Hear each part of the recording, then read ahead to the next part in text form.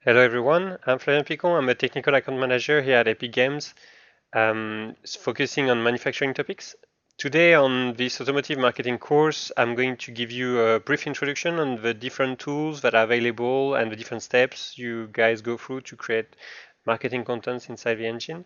And I will focus then on geometry tools that is a new feature in 4.25. So when we speak about creation of marketing contents, usually we think about these five main steps inside the Unreal Engine to create content. So of course you will start with extracting your CAD data from your PLM system or CAD storage system and bring it into the engine. Then you have a step where you want to automate as much as possible the import to prep your model. But sadly, you might have a few things you need to tweak. So you might need to flip some normals or change some UV. So you might have a manual step to fix some of the geometry. That depends on the type of data you imported. And once you've done all of that, usually you are satisfied with your model, and then you have to work more on the environment. So how you're going to light your scene, if you're going to use ray tracing as in this case, which settings you're going to use, if your cameras, if you're doing a video, you will need a level sequence and a camera track, etc. Once all of that is done, then you're ready to do a render of your stills or video, and for that you're going to use the new movie render queue of 425, and then you get finally this kind of render. If we look a bit more into details to these steps, if you want to bring CAD data into the engines, you will use Datasmith. It supports different the native CAD formats. It also supports some like you could export 3ds Max format to a uDatasmith intermediary file and import it into the engine. That works also with other software such as SketchUp and Revit, so that can be quite interesting if you have architectural models you want to use for your environment. You could also easily use the engine for that content. You can import AXF for your materials. And finally, if you already have 150 models in DataGen of Red, you could import them into the engine also using Datasmith. Once your model, so this is the import formats, but usually what you want to do is not just a simple manual import, you want to do extra actions on them. So for that, we have, you could script them with Blueprint Pythons, or you also have a new visual data prep tool, since 2 or 3 version is quite stable now, where you basically are going to create a recipe of different actions you want to apply on your model, and such as merging parts, replacing materials, setting LODs or light maps, resolutions, etc. And as you can see, you have a recipe area here, and you have previews in terms of which assets are going to be created and how your scene is going to look like. I also recommend, if you're working in the viewport and you have some actions that you do often, you could, and it's a bulk of actions, you could create your own, let's say, little interface using utility widgets to create UMG style interface, and then link that to some blueprint functions to do easy selection and then do some operation on whatever you need. So that's quite useful, like your own toolbox, basically. Continuing on the import of the model, if you're looking at materials, you have a new automotive update, let's say, of the automotive material library that since January. So I would recommend looking there if you want some automotive quality materials. Something I'm going to dive in a bit more today. We have a very new geometry tool bar that will help you do some basic transform, tweaking, modification, or even creation of the geometry. Something that can be useful if you're doing marketing content is that usually you have variants you want to switch from. So if you need to represent variants, we have a variant manager in Unreal that allows you to create and organize and store your variants in a already organized way. and then you can just use this kind of assets to do your switching. When you're thinking about setting up your scene, you can also get free access to the Megascan library, so free meshes and textures that you can use into your scene. And then once you've done all of that, you are going to do your lighting, setting up your camera point of view, and your, for example, here, ray tracing settings. And now you're set for the actual render of your stills. So here you're going to use the render movie queue that Florian is going to detail a bit later to create high resolution still in that case. So let's have a quick dive in some of the functions of the geometry tools that are new in 4.25. So there was some functions to edit geometry in previous versions of the engine since Studio in the past, and now it's everyone has them in 4.24. If you open the Static Mesh Editor, here you have a mesh editing tab that allows you to do very simple things such as pick faces, and then you can delete faces, flip some of the normal assigned material. Very simple edition of your geometry here. This is going to be deprecated, and so the way forward from now is to use the modeling tools. So for that, we just need to go into plugins, make sure you have modeling tools enabled, modeling tools editor here, and then in modes here, now you have a modeling option. So when you turn it on, you get a toolbar here with different functions, and you get an area here for the details of the functions. Here also there's parameters to help you set folder where, for example, when you create geometry or when you merge geometry, where the asset will be put. So we can see that here I already did some trials. Another thing to keep in mind is that this feature is it's experimental, it's very new.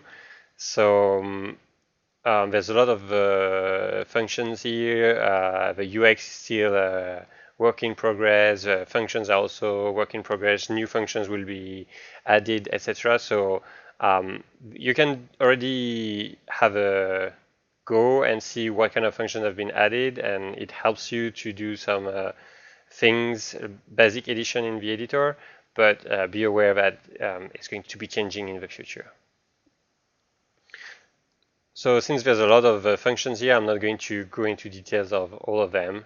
I will just show a few manipulation, let's say, on this geometry to give an overview of what we could be doing.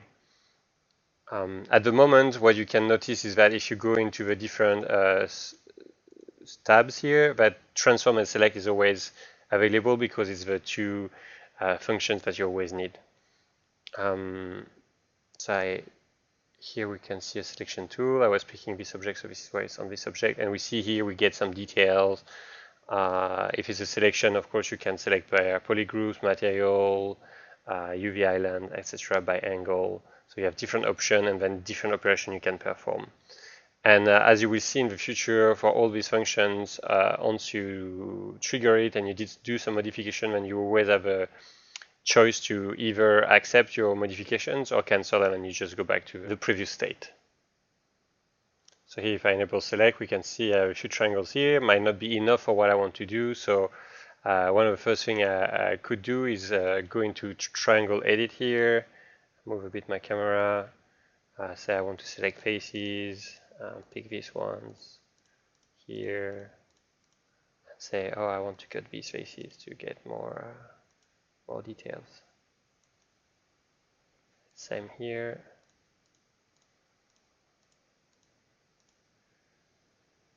Cut faces. And then here I'm accepting the deformation. So now I've done that, I could select some of the triangles here and group them in polygroups, so I can manipulate per polygroups instead of manipulating per triangle directly. So I will just reduce a bit the radius of my selection tool. I will clear my selection. And I will pick these elements here and, for example, these elements there. And here I will just say create a polygroup and accept. So now if I go into the polygroups option, I can see the polygroups I just created, and then I can pick them, I can move them, I can do some direct manipulation on them. I will do something different instead. I will pick them and I'm going to create,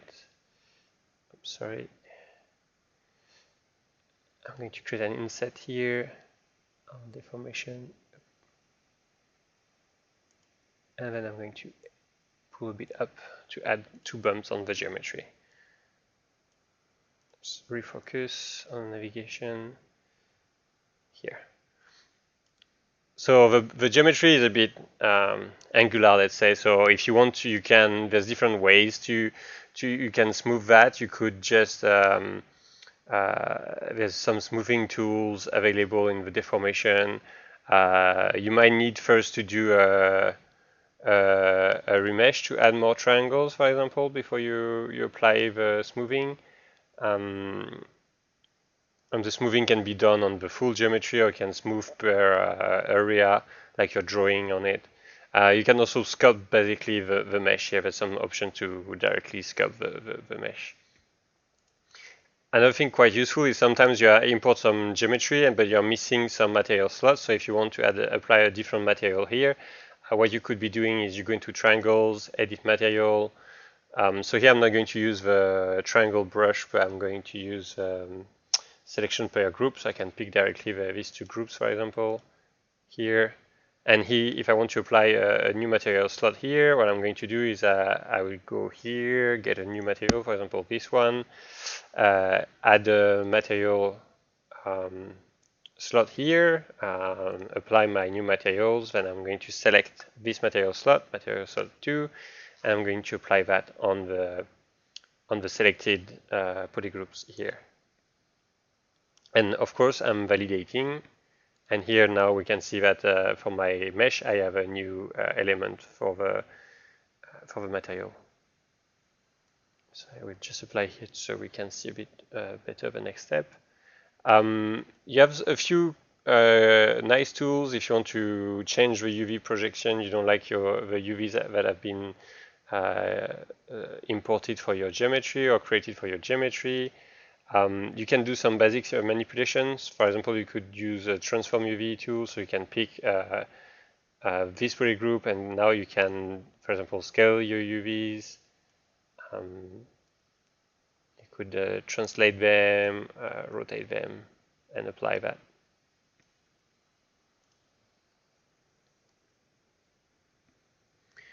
So there's a lot more tools. There are some tools to deform geometry. There's tools to cut the geometry.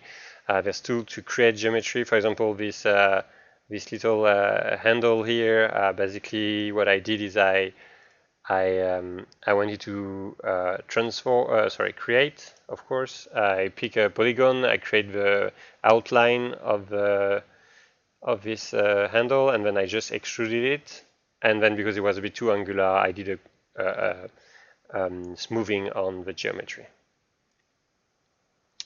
The last option I want to show that can be quite useful is, for example, if you pick this geometry and you want to do some animations, you have imported geometry and you want to do animation, and your pivot point or the origin is not placed exactly where you want. So traditionally, you could create a separate actor that you would put exactly where you want, and then put this element child of this actor, and then you rotate the actor. Or now what you can do also is you can go into transform and you can pick edit pivot. So here you could, for example, move your pivot here, bake it onto your mesh, and now your mesh pivot point has been moved. And you can do the same thing for bake Xform. So if you want to bake some of these properties here, for example, you want to scale it and have the scale back at 1, you could bake it with this function. So there's many more functions available to you here, but I will let you guys have a look into them. And now we are just going to move forward and give the floor to Florian so he can give us some details on how to to do nice stills and videos with a new render movie queue. Thank you, Flavian. So let's dive a little bit deeper into the render movie queue. This is a completely new feature, and it's here to as a successor to the sequencer render movie feature, and it allows you to bypass certain GPU limits, like the memory limit or a GPU timeout limits, but also allows you to render very high quality anti-aliasing and very high quality motion blur plus super high resolution renderings. In general, the feature is brand new in 4.25. So if you encounter any kind of problems or if you have any feature requests, don't hesitate to contact us. Render Movie Queue can be found up here in Windows Cinematics Movie Render Queue. If it doesn't show up, you just need to enable the plugin inside the plugins window. Just enable restart and then restart the project, and then it should show up. Just some quick notes about the scene. The scene is pretty standard. So Quixel assets, the car got delivered by BMW from their POS system. Additionally, what it consists of is the sun and sky system, which is just used as a standard lighting.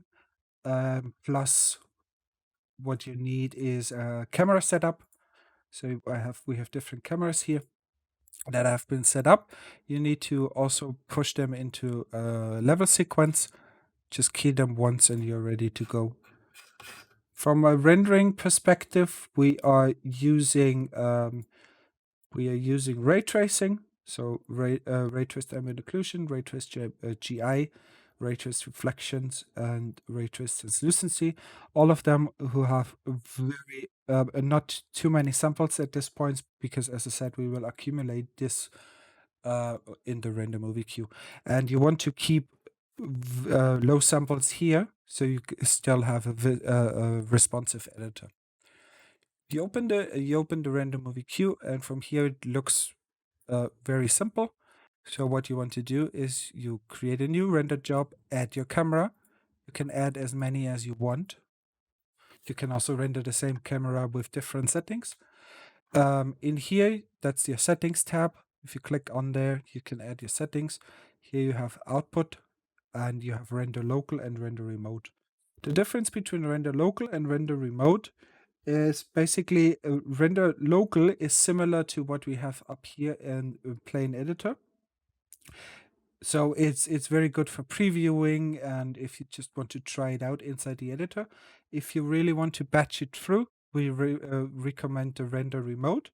This launches an external process similar to standalone, for example, and allows you to also integrate it into your own render farm, which is still a little bit problematic at this point, where we got some examples here.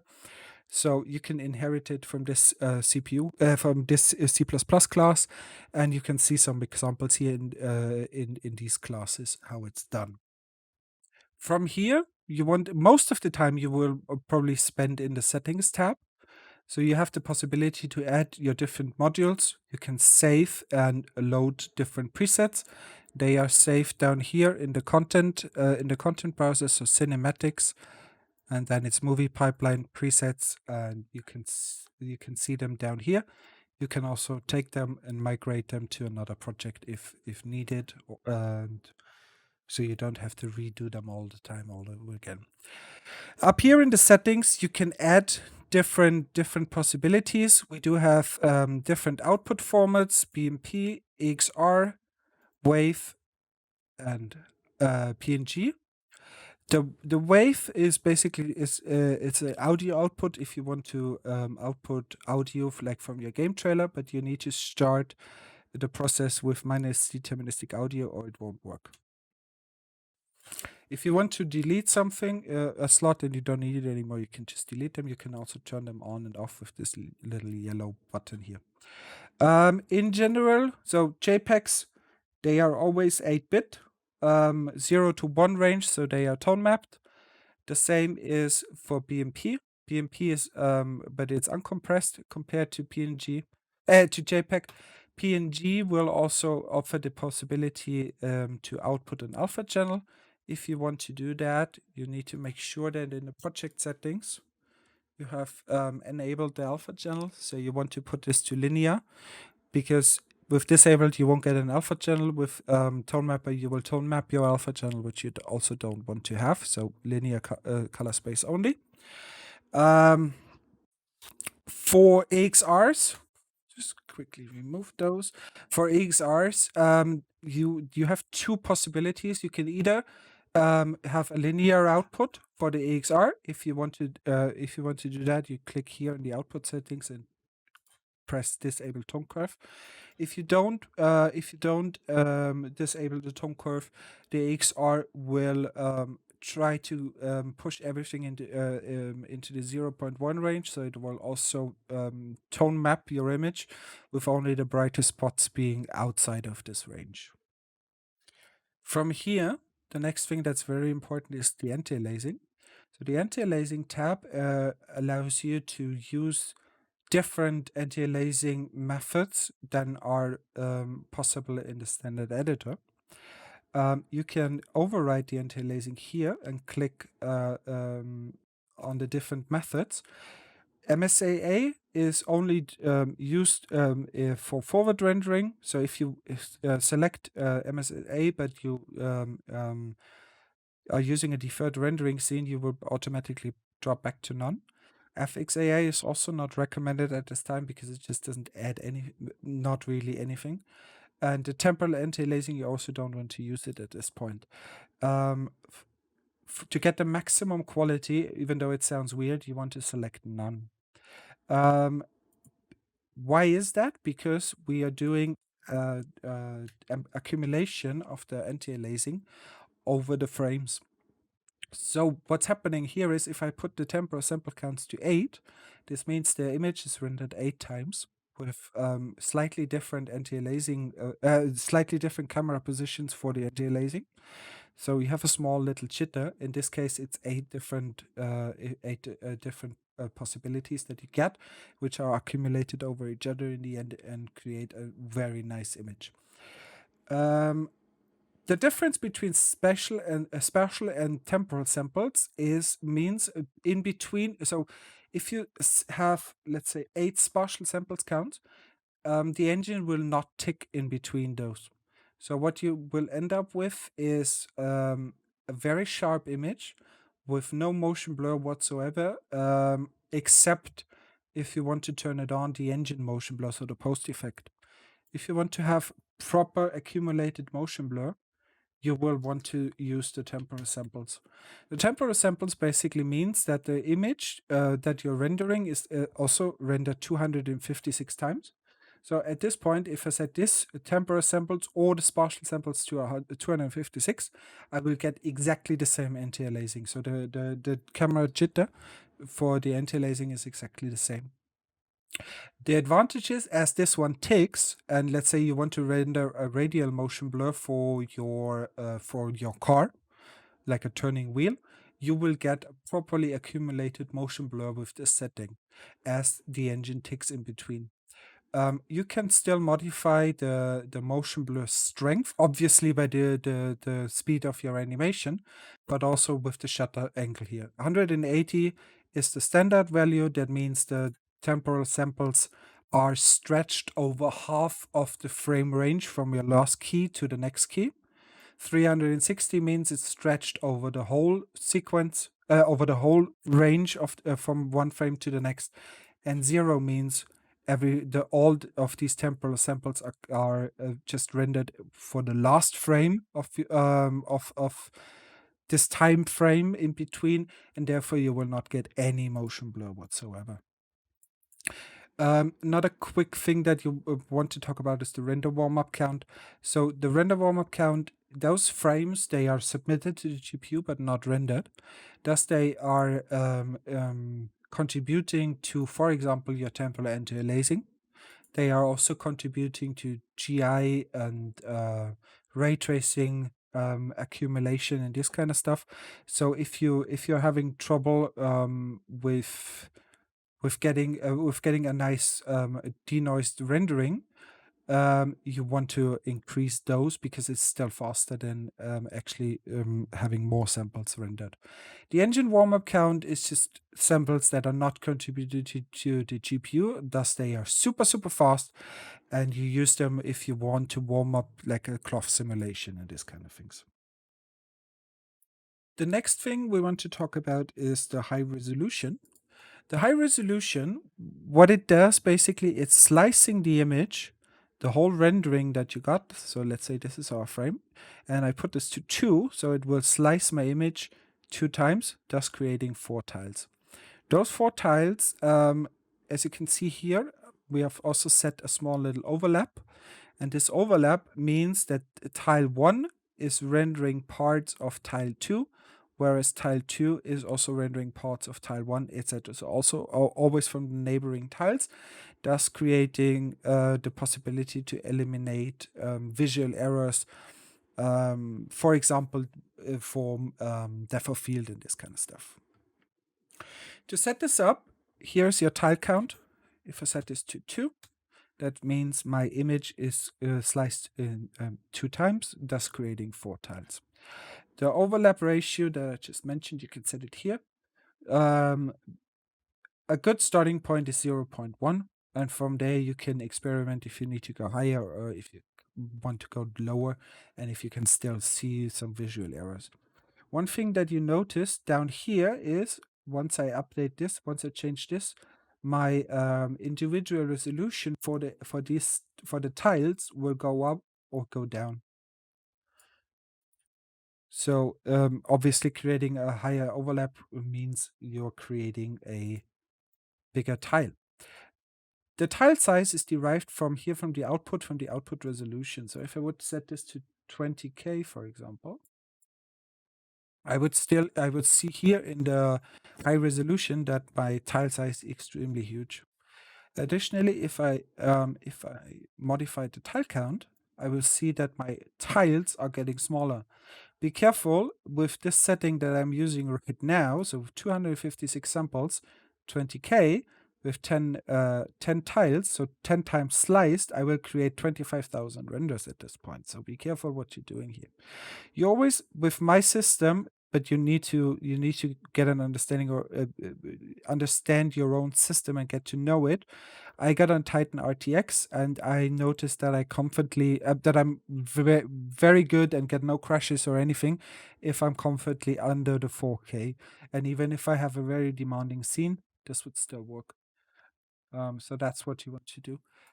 Another thing that we want to add here is console variables. So this tab, what you can do here is set console variables specifically only for this render job. I have set up some here in a preset before. So what I'm doing is I'm turning off all the denoisers. I'm also turning off texture streaming because automotive customers like to do that. In the game overrides, you can also set the texture streaming to disable, so you don't need to do that in the console variables. But you can if you want to. Additionally, what I'm doing is having max undercoat bounces this setting to 2, which allows the ray tracing to also bounce under the clear coat, and thus creating a nicer visual appearance. So what we're doing here is turning off all those denoises, and with the anti-aliasing here, cranking up the settings, the samples, to create a really, really nice rendering and still have the possibility to have a very fast scene, which is reacting to what I'm doing. In the end, let's just quickly talk about the output settings. The output directory, you can set it here. The output resolution, the only thing that's still important for you guys is the output frame step. So if you put this to 10, it would render only every 10th frame of your sequence, thus allowing you to preview with high quality rendering settings, previewing your scene without rendering everything. And as I only am rendering a still image at this point, you have the custom render playback range, which I turned on, and I set this to custom start frame 1, custom end frame 2. So I'm only getting one rendering in the end. You click accept, and then clicking render local. At this point, just for showing purposes, and I'm getting a small preview, which showing down here the samples that I'm rendering right now, which is possible as the engine is taking, as I'm using the temporal samples. I can see them changing, and I can also see the noise crawling around and all the changes that are happening at this moment. If I would use the spatial samples, the engine would not take and it wouldn't change, and I wouldn't get an update here. What it also does allow me to do is I can cancel the rendering, which again wouldn't be possible if the engine doesn't tick. Thank you.